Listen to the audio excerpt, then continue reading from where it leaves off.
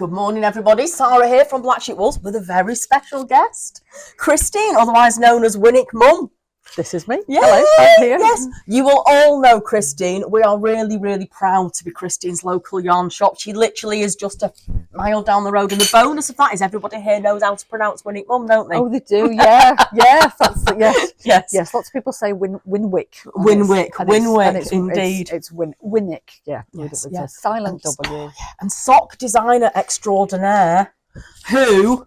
How many pairs of socks have been made now from your sock-alongs? Oh gosh, well the last count, we have a fun count every birthday because I can't possibly know how many, but I just like to get a bit of an idea. So the number of people that are working on at the time, then I think we're up to about 23,000 now, which is just incredible. It's wonderful. It's wonderful. I remember, and I'm sure Amy does this behind the camera as well, you bringing in the book for the very first time before it had even been published. And how long ago was that? Oh, that was 2015.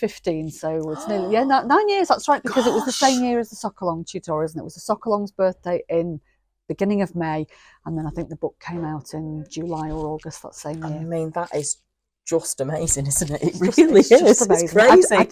I just love it because there's something about socks, and they're a bit of a holy grail for lots of knitters. You know, people who've knitted far more complicated things, and they go, "Oh, socks are too hard," and I just like to show them that they're not. I just like people to think that they can do them. I like them to think that they can be like their grandmas, or sit with their grandmas, or someone that they loved, or someone that they remembered, and be the sock knitter of the family. I just think that's amazing. I don't think there is any other project that is as emotive as socks. No, I would agree. I think it is that I took. Everybody knows that it took me 4 years to make my pair of socks. Why did it take you 4 years? Do you know what? I don't know. I think for me, I don't do many small things, and I think that's my thing. Small things in the round. I like my favourite needle is a really small straight needle. Okay. And I think it's then going from that to a DPN or a magic loop or and I think that's where it is with me. But I'm going to make these ones. But I do think it's really emotive because whenever you're knitting socks, I took some away on holiday, and we were with a friend in Austria, in a very small Austrian village. And he looked at me and said, "What, you make socks?" He said, "My grandma used to make socks." He said, "But they didn't feel like that." He said, "But that was all we used to wear." And he used to ski in leather boots. Yeah. But he said they were like horsehair that his grandma used to keep your feet warm. And then it's like, no, socks are not like that anymore. But everybody seems to have a sock story. Yeah. I mean, people used to be like that with jumpers as well, though, didn't they? Yes, we can all remember the itchy jumper there, and then just go, I have to wear a vest under it. And it's not like that now because manufacturing processes are different, and the way that we can treat the yarn and everything is different. Yeah. So, but you're right. Everybody has a sock story. They've either made them, or they want them, or they've tried them and hate them. It's I don't think you can be ambivalent about you're never on the fence, are you, at all? They're Marmite projects, really, aren't they? Yeah, I get that. Thankfully, more people seem to like them than not, without a doubt. Yeah, I don't like Marmite. I do, you see. There we go. Yeah. So Christine is the author of, is the brains behind the Winwick Mum Sock-Along, the brains behind the sock book, Super Easy Socks. Super Socks. And then more Super Socks. Which, if you want to try socks and you never have done, or there are bits of socks that you're not sure about, they are the Bible. You literally, I think when I have made 2 pairs of socks. I'm not a complete sock failure. I have made 2 pairs of socks. It's just the last pair took me a while. But I will say I've done them both from your patterns, that it is like you're sat holding your hand the right way through it. That's exactly what I wanted when I wrote them, because I think sometimes the patterns assume that you know too much already, or you know everything there is to do, and it's not always like that. And some people can just pick up a pattern that's looks like 17 abbreviations and produce something beautiful, and the rest of us need a bit more than that. We need a bit more explanation. We need a bit more hand holding. We want more pictures. We want to be able to see things, and so I always wanted to write my patterns in my books as if we were just sitting together, and I can go, oh, hang on, that bit there, just look at that bit. And you do it beautifully. Even the explanation on different type of needles, and so we've had lots of questions on what needles should we use. So, and you do take everybody through that beautifully. Oh, thank you. You do, and I think your Sock-Along groups Christine has a couple of fantastic Facebook groups. Go on, I'll let you do the bit. Okay. So if anybody does need any extra help. Right, so extra help, there's the Winwick Mum sock along group, which is for my basic 4-ply socks pattern, which actually is this pattern here, minus the sheep, a black sheep special.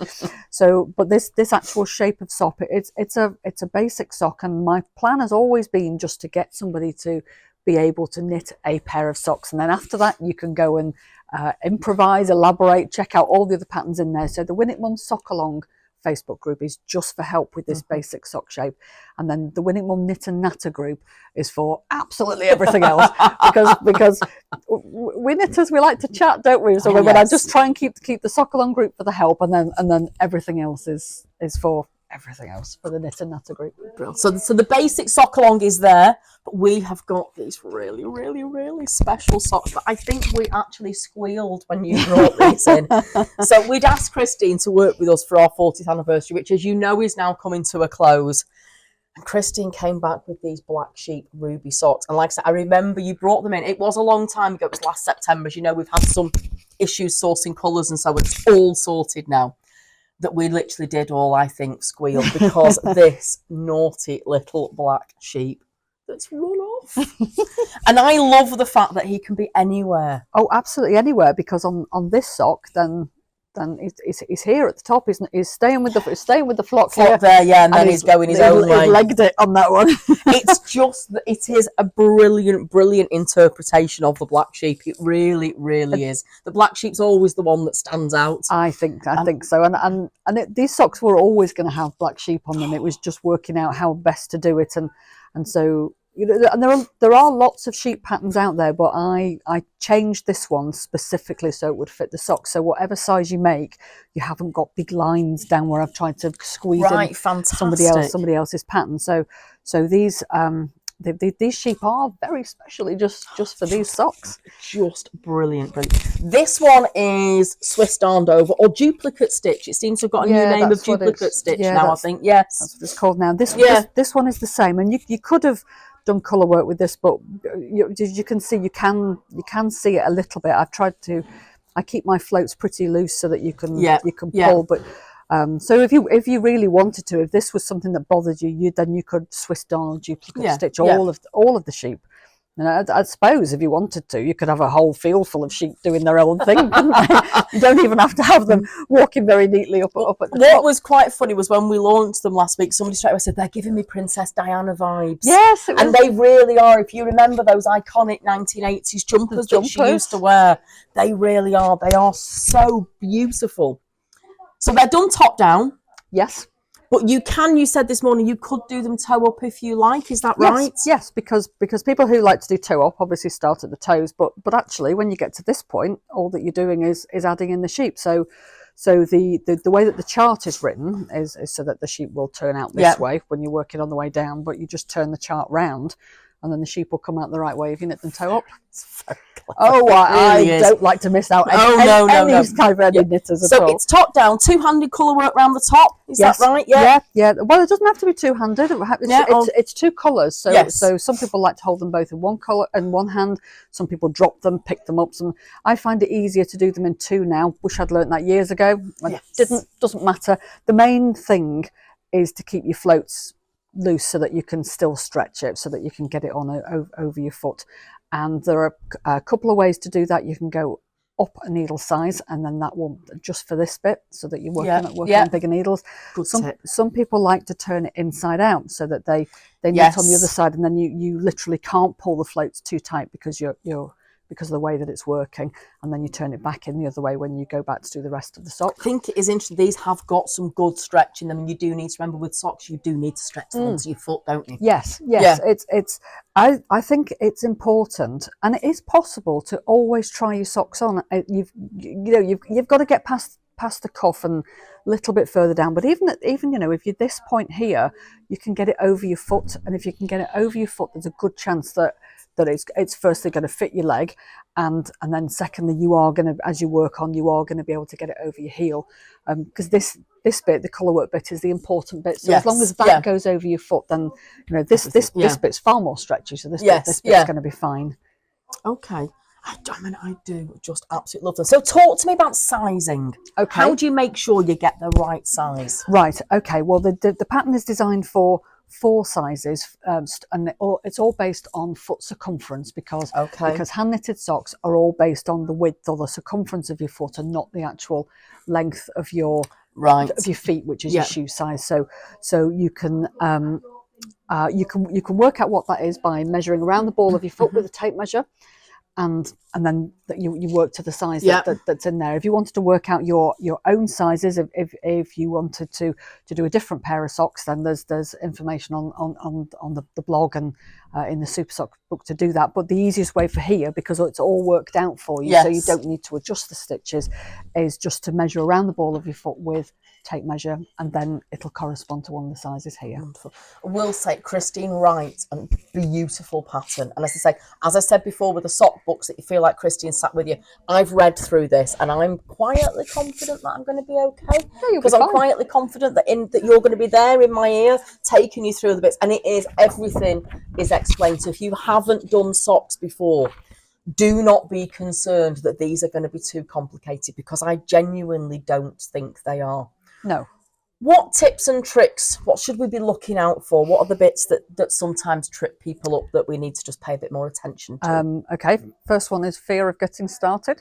Don't think I can cast on because I might not be able to do it. Do you know, it's just yarn. Just do it.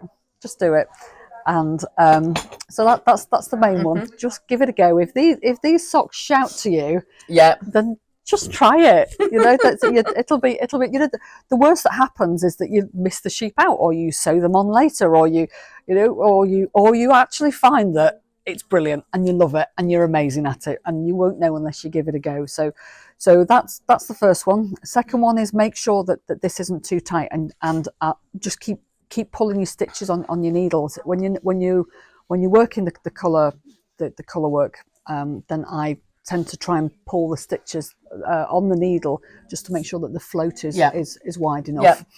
And then after that, after that, I would say when you're coming to work the toes, make sure you've got your sock on your foot and stand up in it, because that pushes your foot out as far as your foot's going to go, and then you can check that it's going to be the right length for your toe decreases, because it's a really common thing for people to try them on when they're sitting down, but your foot isn't pushed out. It's like your foot sort of leans down, but it goes forward. So I would say that they're the main things. But and the heel, never as scary as you think. Just do it. Pattern works. Just do it. So I was going to say, I think what I learned with a heel is you do have to just trust the pattern, and I think that's true with sock knitting generally, isn't it? Because if you're not used to doing socks, it can seem a bit scary, etc. But actually, you do just need to follow it step by step. Yes, I'm not trying to trick anybody with the pattern. No. You know, I'm not going to get to the end and go, well, what you should have done was, everything that you need to know is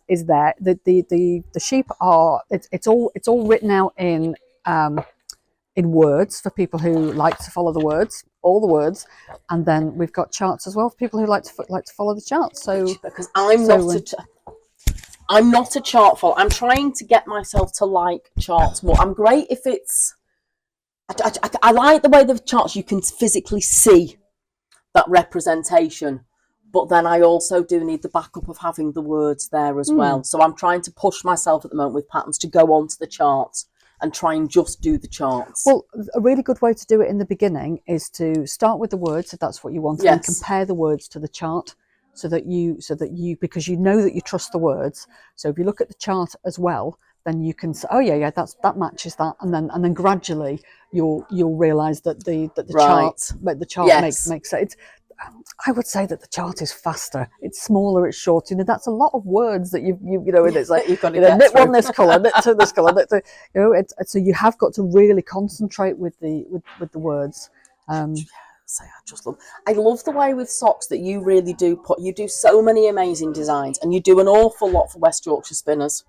I really love West Yorkshire Spinners. You do. Come on, tell us what you love about. I mean, I love West Yorkshire Spinners too. I think they're a phenomenal company, and I think their yarns are brilliant. So tell us what you love about them. Well, what do I love about them? I love the fact that they are a family company. They employ local people. They use British wool. They have a really they've got a really, I think, really modern outlook on the way that they produce their patterns. They, you know, they really think about what their customers are likely to want. But what I really love about their sock yarns is that they're soft, they're smooth, they're hard wearing, they're good value, but they're really good for beginner knitters, I think, because when you pull it back, because there's a good chance that you are going to at some point, it doesn't get into a matty, tangled mess. So you can pull it back a good few times before you think, I better cut it now and then. Yeah, but that's you've got to go quite a long way to do that. And some people find that it's when they first knit with it, they might say, "Oh, it's not as soft as I thought," because it's the way that the fibre is, because of the wool, and it's got the blue face Leicester in it, which is what makes it nice and smooth, because that's our version of merino. Then it blooms in water. So the more that you wash and wear them, then the more lovely they are. I just really love their yarns. I think they've got their signature 4-ply spot on. No, I would say it is our best-selling sock yarn by a long way, and you can see why. And it's consistent, isn't it?